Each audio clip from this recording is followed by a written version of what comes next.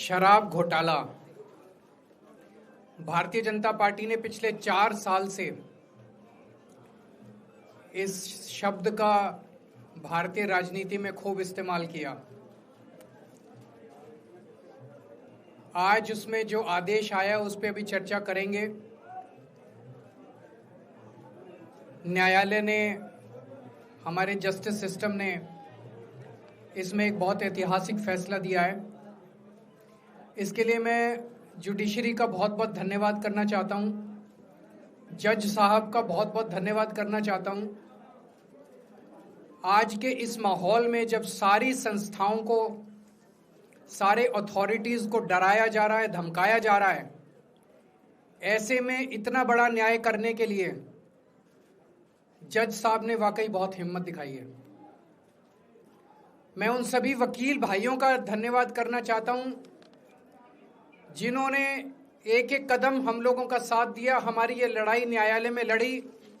मैं खासकर नाम लेना चाहता हूं, अभिषेक मनु सिंघवी साहब का धन्यवाद करता हूं, हरिहरन साहब का धन्यवाद करता हूं, रिबेका मैडम का धन्यवाद करता हूं, विक्रम चौधरी जी का, दयान कृष्णन जी का, रमेश गुप्ता जी का, शादान का, मोहित माथुर जी का, विवेक जैन, रजत, मोहम्मद इरशाद, करण, मुदित जैन, और भी कई नाम है, अगर मेरे से कुछ रह गए हो। बहुत सारे वकीलों ने हमारा साथ दिया, और उन सारे देश भर के लोगों का जिन्होंने पिछले 4 साल से जिस तरह से हमारे ऊपर अत्याचार किया जा रहा था, इतने कठिन समय में हम लोगों का साथ दिया, उनका धन्यवाद करना चाहता हूं।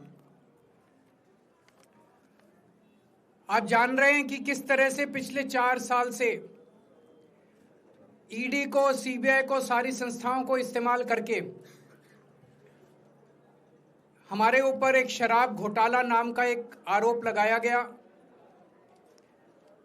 सीबीआई ने, ईडी ने उसमें चार्जशीट फाइल की।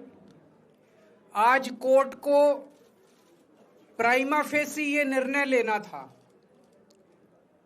कि क्या सबूत और गवाहों के बयानों के आधार पे सफिशिएंट मटेरियल है कि इसमें मुकदमा चलाया जाए।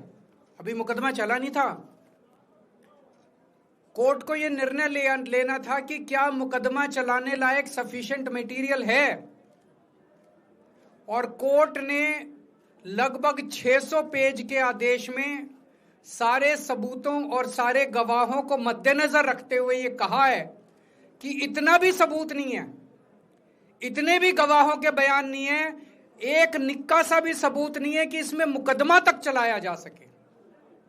अगर मुकदमा चलाया जाता, 15-20 साल मुकदमा चलता, उसमें बहुत सारे गवाह बुलाए जाते, सबूत रखे जाते, उसके बाद होता, वो तो अलग बात है।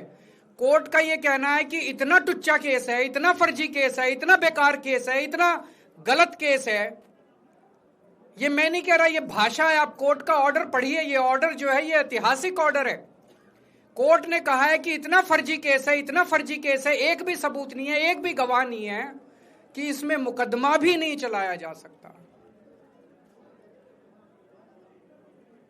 ये पूरा षड्यंत्र किसने रचा, क्यों रचा? ये पूरा षड्यंत्र 2 लोगों ने मिलकर रचा, नरेंद्र मोदी जी और अमित शाह जी। और आज उन दोनों को पूरे देश से माफी मांगनी चाहिए। उन दोनों ने मिलकर षड्यंत्र रचा कि आम आदमी पार्टी को खत्म किया जाए, आम आदमी पार्टी को बर्बाद किया जाए। और उस षड्यंत्र के तहत आजाद भारत का सबसे बड़ा और सबसे घिनौना षड्यंत्र रचा उन लोगों ने। वो देख रहे थे कि दिल्ली में वो हमें नहीं हरा सकते। वो देख रहे थे कि दिल्ली की जनता हमारे कामों से बहुत खुश है।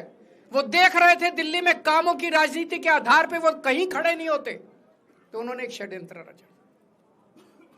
जनता जानती है कि केजरीवाल ईमानदार, उन्होंने कहा केजरीवाल की ईमानदारी पे चोट करो। जनता जानती है कि आम आदमी पार्टी ईमानदारी, उन्होंने कहा आम आदमी पार्टी की ईमानदारी पे चोट करो। उन्होंने आम आदमी पार्टी को खत्म करने के लिए षड्यंत्र रचा और बोले केजरीवाल बेईमान है, केजरीवाल बेईमान है, केजरीवाल बेईमान है। केजरीवाल ने शराब घोटाला किया, केजरीवाल पैसे खा गया, केजरीवाल ने 100 करोड़ रुपए खा लिए। मैंने जिंदगी में केवल ईमानदारी कमाई है, मैंने जिंदगी में केवल इज्जत कमाई है, एक नया पैसा नहीं कमाया मैंने अपनी जिंदगी में। इन लोगों की तरह नहीं हूं मैं। मैंने जिंदगी में एक नया पैसा नहीं कमाया, केवल ईमानदारी कमाई है। और ये उस ईमानदारी के ऊपर चोट करना चाहते थे, उसके लिए इन्होंने षड्यंत्र रचा था। आज कोर्ट के ऑर्डर के बाद ये साबित हो गया देश के सामने, केजरीवाल कट्टर ईमानदार है, मनीष सिसोदिया कट्टर ईमानदार है, संजय सिंह कट्टर ईमानदार है, दुर्गेश कट्टर ईमानदार है, आम आदमी पार्टी कट्टर ईमानदारी है। हम नहीं कह रही है, कोर्ट ने सारे देश के सामने बोला है। कई लोग ये कहते हैं जेल से आने के बाद केजरीवाल चुप क्यों हो गया, केजरीवाल गायब हो गया, केजरीवाल कहां गया। मैं कोई नेता नहीं हूं, मैं कोई पॉलिटिशियन नहीं हूं। पॉलिटिशियन को फर्क नहीं पड़ता, उनको 4 गाली दे दो, मोटी चमड़ी होती है उनकी। मैंने जिंदगी में केवल ईमानदारी कमाई है। मेरे को जब कोई बेईमान बोलता है मुझे फर्क पड़ता है। मेरे को जब जेल भेजा जाता है, मेरे परिवार के ऊपर ताने मारे जाते हैं, मेरे को फर्क पड़ता है। केजरीवाल को फर्क पड़ता है। इसलिए मैंने तय किया था कि जब सारे देश के सामने मैं निर्दोष साबित हो जाऊंगा तब तक मैं चुप रहूंगा। आज मेरे दिल से बहुत बड़ा बोझ उतर गया।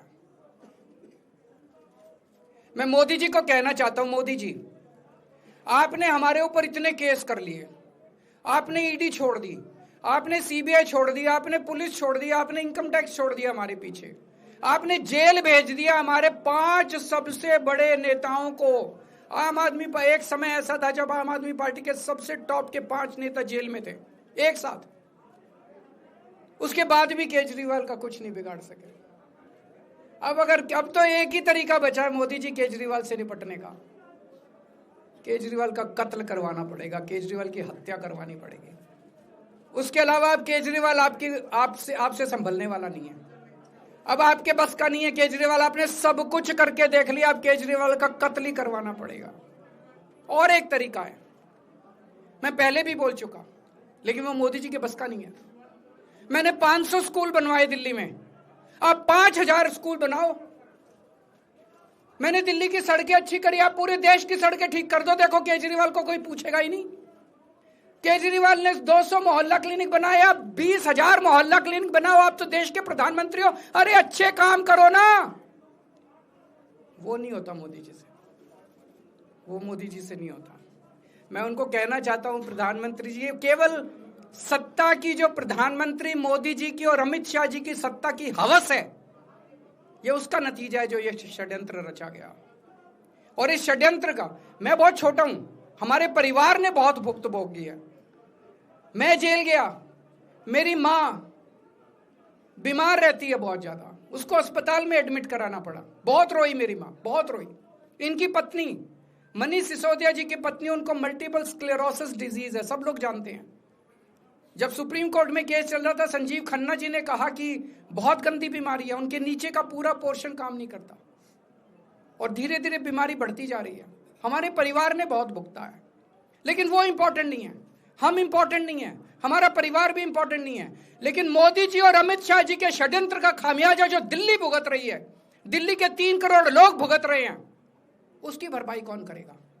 आज दिल्ली में कहीं चले जाओ, सारी सड़कें टूटी पड़ी हैं, अस्पतालों में दवाइयां मिलनी बंद हो गई हैं, मोहल्ला क्लिनिक बंद किए जा रहे हैं, स्कूलों का बुरा हाल हो रहा है।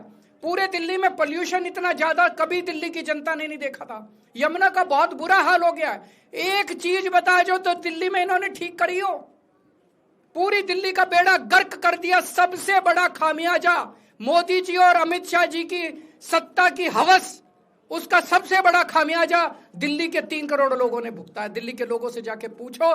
आज मैं चैलेंज करता हूं मोदी जी को, मोदी जी हिम्मत है दिल्ली में दोबारा चुनाव करा के दिखा दो, 10 से ज्यादा तुम्हारी सीट आ जाए मैं राजनीति छोड़ दूंगा, तुम्हारी 10 से ज्यादा सीट आ जाए मैं राजनीति छोड़ दूंगा।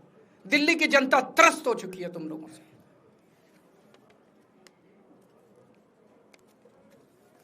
मैं मोदी जी को कहना चाहता हूं, अगर आपने सत्ता हासिल करनी है, कुछ पॉजिटिव काम करके सत्ता हासिल करो। आज देश के सामने इतनी बड़ी बड़ी समस्याएं हैं।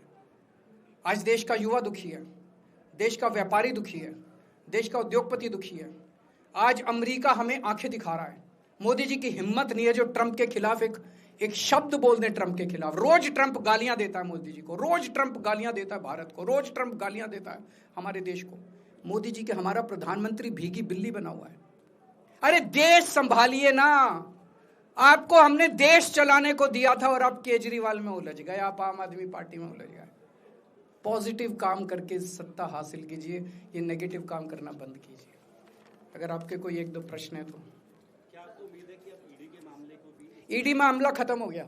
सीबीआई के मामले के बेस पे ईडी था, वो अब फॉर्मेलिटी बची है। हम अगले हफ्ते एप्लीकेशन डालेंगे, ईडी का मामला खत्म हो जाएगा। कांग्रेस कह रही है कि ये बीजेपी ने जो है कांग्रेस को नुकसान पहुंचाने के लिए आपको जो है राहत दिलवा दी है। मैं आपसे पूछना चाहता हूं, केजरीवाल जेल गया, रॉबर्ट वाड्रा जेल गया, संजय सिंह जेल गया, क्या राहुल गांधी जेल गया, मनीष सिसोदिया जेल गया, सोनिया गांधी जी जेल गई? किस मुंह से बात करते हैं? शर्म नहीं आती कांग्रेसियों को? ले जाए, वो तो ले जाए, उनका हक है। सुप्रीम कोर्ट भी जाएंगे, हाई कोर्ट भी जाएंगे। जैसे निचली कोर्ट में न्याय हुआ, ऐसे ऊपरी कोर्ट में भी न्याय हुआ। जब कोई सबूत है ही नहीं, जब कोई गवाह है ही नहीं, तो ऊपर के कोर्ट में भी कहां से लाएंगे सबूत, कहां से लाएंगे गवाह? आज कोई छोटा मोटा उन्होंने डिस्चार्ज कर दिया है हमें, उन्होंने कहा है कोई आरोप ही नहीं बनता। इसके अलावा जो इन्वेस्टिगेटिंग ऑफिसर है, इन्वेस्टिगेटिंग ऑफिसर सीबीआई के ऊपर उन्होंने, कोर्ट ने टिप्पणी की है कि सीबीआई अपने दोषी अधिकारियों के खिलाफ डिसिप्लिनरी एक्शन, कभी ऐसा ऑर्डर देखा है? इसका मतलब कितना फर्जी मुकदमा था कि सीबीआई के अफसरों के खिलाफ डिसिप्लिनरी एक्शन लिया जाएगा।